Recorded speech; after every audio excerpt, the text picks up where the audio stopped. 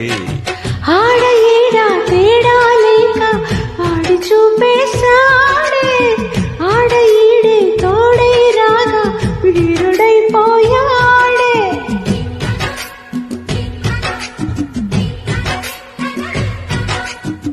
దాగలేక సోకుల సైగా వేడి పెంచేసిందే, ఆగలేక రేగదాకా ఏడిపించేసిందే.